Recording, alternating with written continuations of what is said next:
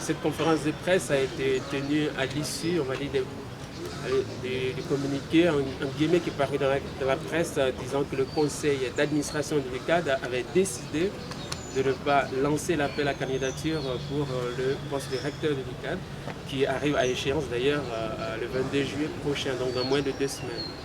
Et ils avaient évoqué une forme de reconduction tacite du mandat du recteur, ce que nous trouvons aberrant et nous trouvons donc incompréhensible. C'est pourquoi nous avons tenu cette conférence de presse pour clarifier les choses, pour dire que le mandat de l'actuel recteur, contrairement à ce que le conseil d'administration veut faire croire, n'est pas de 3 ans, mais plutôt de 4 ans.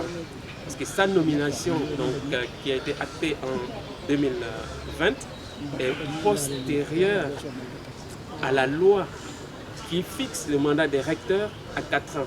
Et la loi de 2015 qui organise les universités publiques au Sénégal.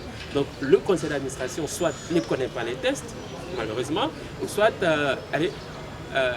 est dans une sorte de manœuvre désespérée pour maintenir le recteur à son poste quand il avance qu'il a un mandat de 3 ans qui serait reconduit de façon tacite et donc qui resterait jusqu'en 2026.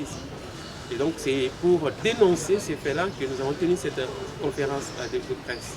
Alors nous voulons préciser une chose, c'est que toutes les autres universités publiques du Sénégal ont exécuté cette loi, c'est-à-dire ont lancé l'appel à candidature.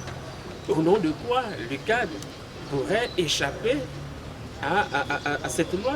Au nom de quoi on va se rebuffer contre cette loi?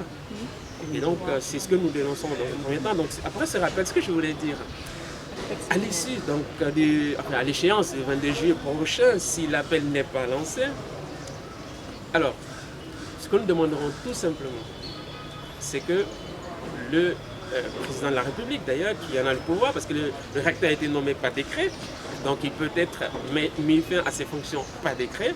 Nous demandons au président de se fonder sur la loi de 2015, donc en son article 16, pour mettre fin au mandat du recteur actuel, qui serait de toutes les façons plus légal à l'échéance du 22 juillet. Donc, c'est ce que nous demandons. Mais avant, nous mettons en garde on va dire le recteur, bien entendu, et surtout le conseil d'administration, qui risque de plonger l'université dans cette instabilité, non seulement du point de vue administratif, mais du point de vue pédagogique. Parce que nous sommes prêts et déterminés à aller à une grève totale, à déclencher une grève totale et illimitée.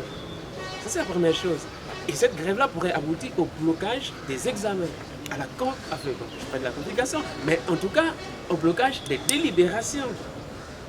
Et donc, il gagnerait à s'assagir, il gagnerait à lancer l'appel comme les autres universités l'ont fait. Et nous précisons que le recteur actuel peut être candidat. Il peut être candidat. Puisqu'il n'a fait qu'un seul mandat. Donc il peut être candidat à un second mandat. Et nous ne le contestons pas. Et d'ailleurs, nous pouvons l'encourager à être candidat. Pourquoi pas?